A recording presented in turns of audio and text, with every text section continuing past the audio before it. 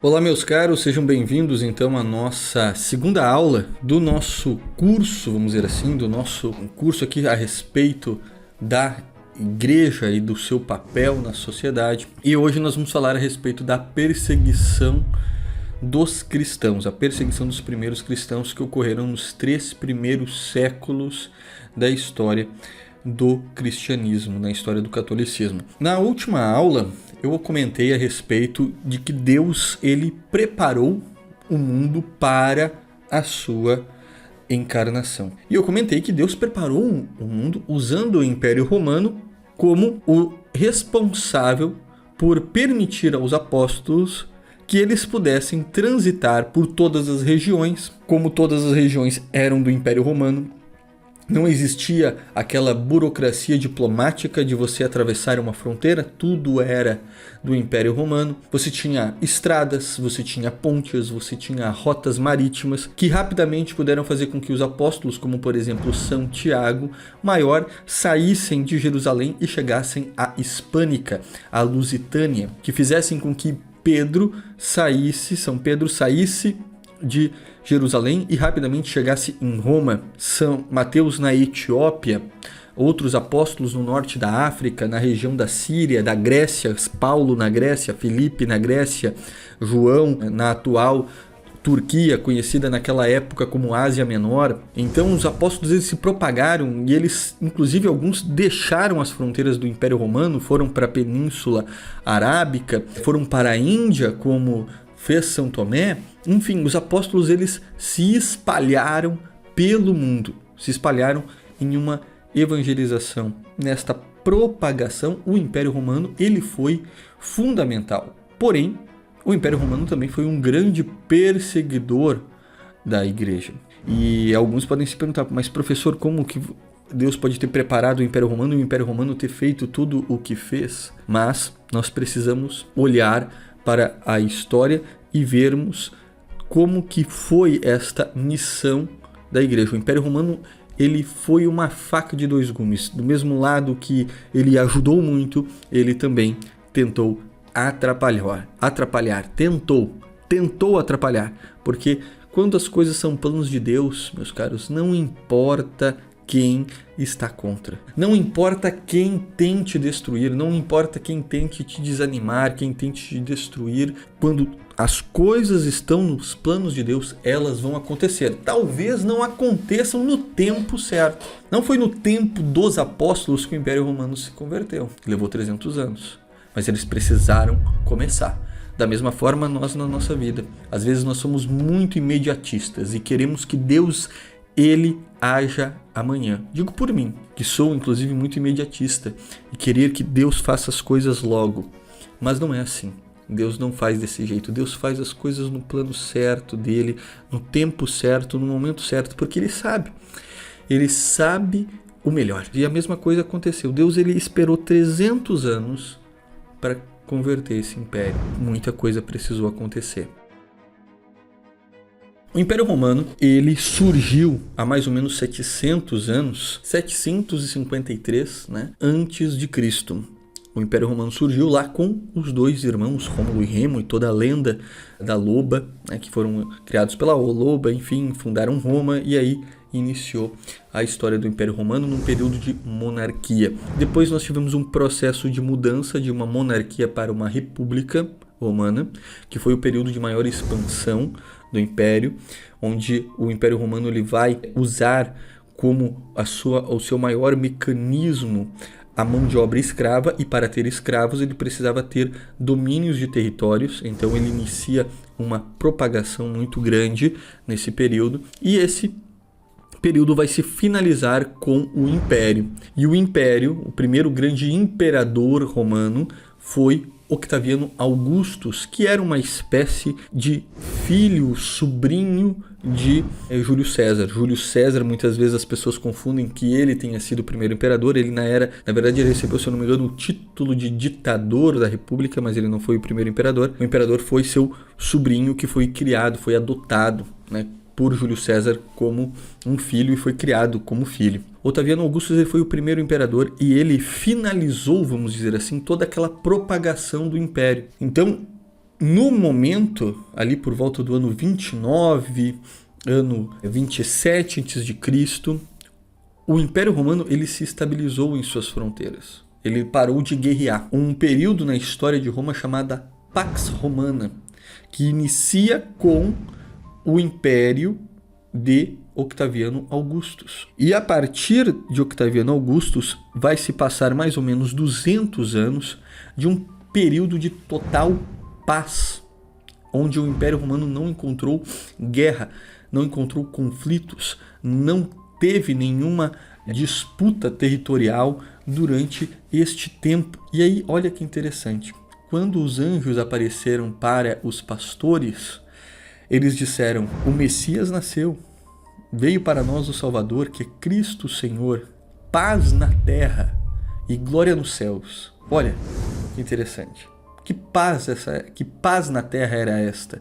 Era a Pax Romana, que Jesus nasceu. Jesus nasceu mais ou menos depois de 29, 30 anos depois do início do Império e do início desta Pax Romana. Então, veja como que é interessante nós conhecermos a história e linkarmos ela com a história sagrada, com a história de Cristo, porque é deste modo que a história faz sentido. Bom, nesse processo de criação do Império Romano, Octaviano ele inaugurou algo que já era uma prática muito comum nas civilizações antigas, na Pérsia, na Babilônia, no Egito, que era que o imperador ele era também um deus, ele era considerado um deus. Um imperador romano ele recebe um título de Augustus. Augustus, em latim, significa divino. E nesse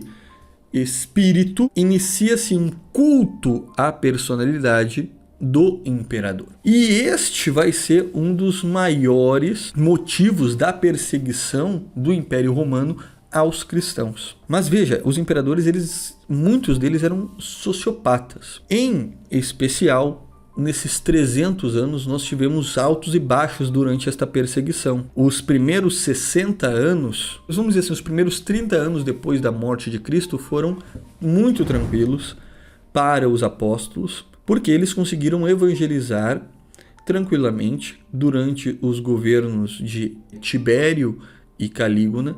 Apesar de Calígula ser um maluco, ele não chegou a perseguir a igreja. Depois nós tivemos também Tibério e não teve nenhuma perseguição à igreja. Então o Império Romano ele fez com que o catolicismo ele se ampliasse, fez com que os apóstolos pudessem levar a mensagem de Cristo para várias regiões. Porém, por volta do ano 64, nós temos um novo imperador já, e esse imperador ele vai ser um dos primeiros grandes perseguidores da igreja, muito conhecido por nós, que era o imperador Nero. O imperador Nero, ele queria construir para ele uma espécie de circo, um novo palácio, um circo, e para isso ele precisava destruir uma parte de habitação que existia de pessoas, e ele queria escolher aquela região para construir ali a sua obra arquitetônica, vamos dizer assim. E então, como é que ele fazia? Ou ele indenizava as pessoas e transferia, construía outras casas para elas em outros lugares, ou ele simplesmente simulava um evento catastrófico e depois o Império Romano tomava aquela região. E aí o que ele fez?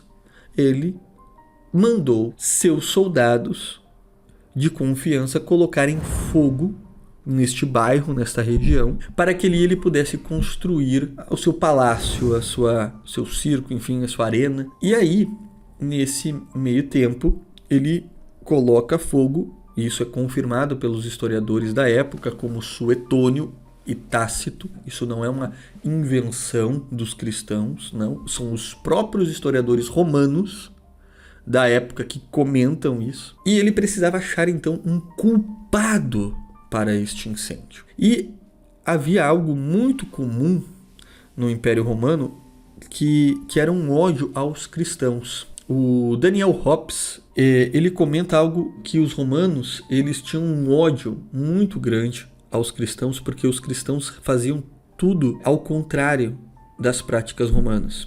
Então os cristãos eles não frequentavam as arenas dos coliseus. O coliseu era o mais famoso, mas haviam arenas em todo o Império Romano, dos gladiadores, das lutas entre pessoas, da morte de escravos. Eles não frequentavam os banhos públicos, que eram uma espécie de festas malucas, de uma libertinagem sexual absurda, onde a luxúria e a impureza predominavam. Os cristãos não participavam disso. Os cristãos não cultuavam os deuses. Os cristãos não tinham as vestimentas, eram diferentes. Eles traziam uma indisposição muito grande para os romanos, que fazia com que os romanos culpassem os cristãos de todas as coisas ruins. Tertuliano, no século II, escreveu, um padre da igreja, um grande bispo, infelizmente ao final da vida acabou adotando o arianismo e não é santo, mas Tertuliano escreveu muitos textos e muita coisa interessante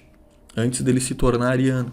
E ele escreveu uma frase que é a seguinte: se o Nilo não transborda. O Nilo, para quem não sabe, é o rio lá do Egito que corta e que para ter comida no Egito ele precisava inundar, porque a inundação fazia com que a água entrasse para dentro daquela areia do deserto e fazia com que as colheitas elas fossem irrigadas. O Egito criou todo um sistema de irrigação a partir do nível do Nilo, do nível do rio Nilo.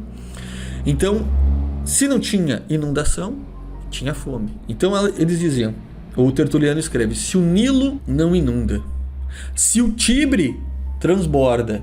O Tibre é outro rio, mas é um rio que corta a cidade de Roma, então se ele transbordasse era um caos total. Então se o Nilo não inunda, o Tibre transborda. Se há uma guerra, uma fome, uma peste, um grito só se levanta: morte aos cristãos.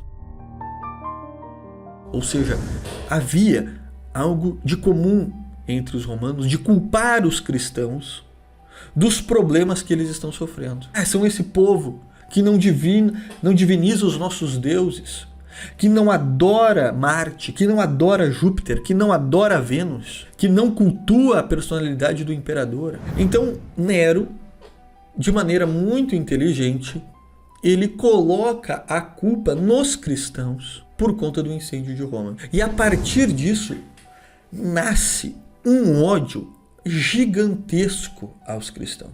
E se inicia as mais bobagens de acusações aos cristãos, como um pressuposto para matá-los. Então o primeiro foi o Nero, que culpou os cristãos de terem queimado aquela região, e a partir daí se inicia uma grande perseguição aos cristãos, uma perseguição muito longa. Porém, Nero ele vai se dedicar em perseguir os líderes, principalmente os apóstolos. Então, São Pedro e São Paulo, por exemplo, serão martirizados durante o governo de Nero. Outros apóstolos também serão perseguidos durante esse período, mas a partir de Nero inaugura-se uma perseguição aos cristãos. Porém, essa perseguição ela era uma perseguição que não era institucional, não era uma perseguição do Império Romano, mas sim uma perseguição dos imperadores. Então tinham imperadores que perseguiam mais, imperadores que perseguiam menos. E nesse processo o cristianismo ele conseguia se propagar em momentos, em algumas décadas mais, em outras décadas menos. Entretanto, era proibido ser cristão de maneira pública. Os cristãos precisavam se esconder para ter suas missas, suas pregações, seus encontros de comunidade, porque não era só a missa, os cristãos não se encontravam apenas para a missa, se encontravam para a catequese, para a partilha, para grupos fraternos, para uma vida em comunidade. Inclusive isso se chamava o ágape fraterno, que era um encontro além da missa, além da catequese, um momento de convívio dos cristãos. Os cristãos se reuniam para conviver, para contar histórias, para perguntar como é que se está, para comer, cada um trazia um negócio para comer, trazia os seus bens, partilhavam entre si. Então isso era o tal do ágape fraterno. E os cristãos tinham que fazer tudo isso de maneira oculta, porque senão poderiam morrer pelo imperador romano. Então cada imperador ele tinha, digamos assim, um tino para perseguir mais ou menos os cristãos. Isso vai até mais ou menos quando, a partir do ano 200, nós temos um sistema jurídico, vamos dizer assim, de perseguição aos cristãos. Uma perseguição forte de todos os imperadores. Todos os imperadores, a partir do ano 200, vão perseguir os cristãos, raras as exceções. O que acontece, né? Este instituto de Nero, de proibir, Nero foi o primeiro a proibir a fé cristã, ela vai fazer com que muitos cristãos morram pelo simples fato de estarem indo à missa, pelo simples fato de estarem rezando, pelo simples fato de serem cristãos. A partir do ano 200 vai acontecer uma coisa que é gravíssima. O imperador romano, que deu uma voz de juiz para o soldado romano que prendesse um cristão. Então o cristão ele era preso e ele automaticamente já era muitas vezes julgado. Perguntava: você é cristão? Sim. E o cara matava. Em alguns casos ele ia para as arenas, onde ele publicamente era questionado pelos imperadores. Nós vamos ter muitos mártires assim, como Santa Perpétua e Santa Felicidade, São Policarpo, Santo Inácio de Antioquia, vários mártires, vários santos que foram levados em arenas, questionados pelo governante local, pelo Pôncio ou por algum jurista, se era cristão. A pessoa confirmava que era cristã e aí ela era levada, era sentenciada à morte. E assim foram durante 300 anos. E durante esses 300 anos nós vamos ter aí 4 grandes imperadores de forte perseguição aos cristãos. O primeiro deles foi Nero, que eu já comentei aqui. O segundo foi Domiciano, que governou o Império Romano por volta aí do ano 90, durante este período que nós vamos ter a prisão de São João, por exemplo. São João, ele foi o único apóstolo que não foi martirizado, ele morreu de velho, os outros todos foram martirizados. Ele foi levado à ilha de Patmos e sentenciado a uma prisão perpétua em uma mina de pedra. Então foi sentenciado a ficar ali até morrer quebrando pedra. Entretanto, depois de 10 anos, ele é libertado. Domiciano morre e ele não. Domiciano perseguiu muitos cristãos também. Domiciano tinha um ódio gigantesco aos cristãos. Por fim, depois nós temos Décio, que vai governar de 249 ao ano 251. E ele vai ser um grande perseguidor aos cristãos. Ficou apenas 3 anos, mas ele tinha um desejo gigantesco de acabar com os cristãos. Tanto é que durante o governo de Décio não havia nenhum cristão com mais de 10 anos de conversão. A igreja ela se rejuvenesceu. Daniel Hobbes coloca nesse livro A Igreja dos Apóstolos e dos Mártires. A igreja teve uma rejuvenescência, né? Ela rejuvenesceu porque não havia cristãos com mais de 10 anos de conversão. Então logo morria, logo era preso, logo era martirizado. Então foi uma perseguição muito grande. Durante esse período de Décio, nós vamos ter o martírio de um santo extremamente famoso, que era São Denis, que ele era bispo de Paris. Na época, os cristãos eles eram martirizados de todas as formas. Lá em Roma, a via dos mártires, que era o percurso que eles faziam desde do local onde eles eram julgados até o Círculo Máximos, que foi o principal local da morte dos cristãos. Muitos acham que os cristãos morreram dentro do Coliseu. O Coliseu, até morreram cristãos, mas eram muito poucos os casos, porque o Coliseu era, digamos assim, o Maracanã da época. Era o principal estádio do mundo. E ali ficavam os maiores gladiadores, os maiores eventos. Então, os cristãos eles ficavam ao lado nos círculos máximos, onde a maioria dos cristãos era morta e perseguida. E nesta via dos mártires há uma igreja, ela é redonda, ela tem um altar central e todas as paredes, elas têm pinturas de como os cristãos eram martirizados. É impactante aquela igreja.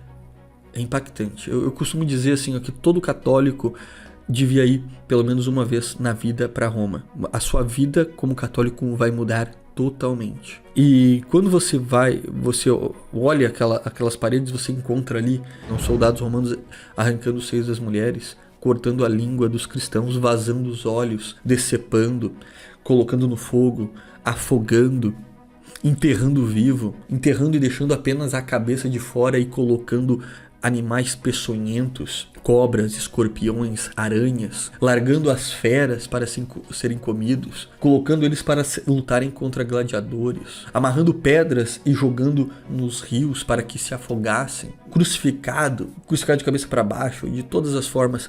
O Império Romano, ele torturava os cristãos, matava os cristãos. E quando a gente olha isso, vê a força da fé daqueles homens e daquelas mulheres naquele tempo, a gente fica impressionado. Tudo isso para ser católico, tudo isso para poder ir numa missa. E a gente tem missa todo dia, qualquer hora que tu quiser. Os caras perdiam a vida para ir na missa. É uma fé que nós não temos hoje, infelizmente. Por isso que você precisa estudar a história da igreja. Por isso que você precisa conhecer a história dos santos. Por isso que você precisa conhecer a história dos mártires. Para ter fé, meu cara. Porque se a gente ficar nessa coisa medíocre, a gente não vai se salvar. Essa é a verdade. É isso. Essa é a verdade. Nessa época de Décio, nós tivemos São Denis. Os cristãos eram mortos de todas as formas. Eu comecei a contar essa história para dizer isso. Os cristãos eram mortos de todas as formas. E muitas vezes não morriam. Botava fogo, o cara não queimava. Afogava e o cara boiava. Tentava botar nas feras e as feras se convertiam. Os leões viravam gatinho perto dos cristãos. Acontecia várias vezes milagres absurdos. E aí, o que eles faziam? Eles decapitavam. Tentaram matar várias vezes, de várias formas, não conseguiram. Eles decapitavam. A história de Santa Agnes Agone, que é assim, Santa Inês da Agonia, que é fantástico. Os caras fizeram de tudo e ela não morria, até que decapitaram ela. Só que São Denis foi diferente. Os caras foram e decapitaram São Denis. Só que o que aconteceu? Vocês podem pesquisar essa história. O corpo se levanta, milagrosamente. Imagina isso. O cara arrancou a cabeça dele, sem cabeça. O corpo se levanta, pega a cabeça e sai. Isso está na Acta Martyrum. E sai. Então você imagina o impacto disso na história. E não foi apenas um caso, foram milhares de casos. E por último nós vamos ter um imperador Diocleciano, que foi assim o grande perseguidor aos cristãos de todos os imperadores romanos. Foi Diocleciano, foi o último perseguidor. Graças a Deus depois veio Constantino. A gente vai falar dele na próxima aula. Vai acabar com as perseguições, ele vai permitir que os cristãos tenham liberdade de culto, mas o Diocleciano, ele perseguiu, matou muitos cristãos, milhares de cristãos. Ele tinha um ódio tremendo. Então, calcula-se que foram aí cerca, nesses 300 anos, que foram mais ou menos 200 a 300 mil cristãos mortos em 300 anos. E aí o que acontece? Tertuliano, novamente, tem uma frase perfeita para isso. Ele diz o seguinte, que o sangue dos mártires é semente de novos cristãos. E é exatamente o que aconteceu. Quando o Império Romano matava um, aparecia 2 cristãos, matava 2, aparecia 4, matava 4, aparecia 8, matava 8, aparecia 16, e assim ia indo. O número de cristãos só aumentava, mesmo eles martirizando e torturando. Por quê? Porque você imagina, você olhar uma mãe vendo seu filho ser torturado, as pessoas olhando para isso e assim, meu Deus, que isso? Que fé é essa? Que certeza é essa dessa mulher? E eram muitos casos assim, em vários momentos da história. A gente poderia ficar aqui uma hora inteira só dando testemunho de vários mártires. Se nós pegarmos aí, nós vamos ver que os cristãos, eles tinham uma certeza da verdade tão grande que isso impactava na vida dos romanos. Os romanos olhavam para aquilo, mas meu Deus, o que é isso? Que paraíso é esse? Que Jesus é esse? Que fé é essa? Eu também quero. Porque você vê assim, um maluco morrer por uma mentira, tudo bem. 2, 5, 10 malucos, alguns morrerem por uma mentira, tudo bem. Agora, 300 mil pessoas morrerem por uma mentira? Não, isso não existe. Não é mentira. Isso é uma verdade. Isso é uma certeza absurda que fez com que o Império Romano fosse se comovendo e fosse se convertendo cada vez mais. A cada sangue derramado, mais cristãos brotavam. A terra foi encharcada, foi lavada pelo sangue dos mártires e Roma foi se convertendo. E de baixo para cima, não foi o imperador que se converteu e impôs a fé. O povo já era cristão. Até que chegou um imperador cristão, que foi Constantino. Então, é um processo de 300 anos, mas que mostra o impacto da fé. O impacto da missão da igreja. Veja, em 300 anos, esse império se converteu a preço do sangue dos mártires. Esses mártires que doaram a vida deles para que você agora estivesse vendo esse vídeo, ouvindo essa aula e pudesse dizer: eu sou católico. Porque se todos eles não tivessem tido força, teriam negado a fé, talvez hoje nós não estaríamos aqui. Então, meus caros, é este aí o nosso conteúdo sobre a perseguição da igreja, e nós voltamos na nossa próxima aula, onde nós vamos falar brevemente sobre essa conversão do império, a queda do Império Romano e, enfim, falar sobre a conversão dos povos bárbaros. Um abraço, Deus abençoe e aguardo vocês na nossa próxima aula.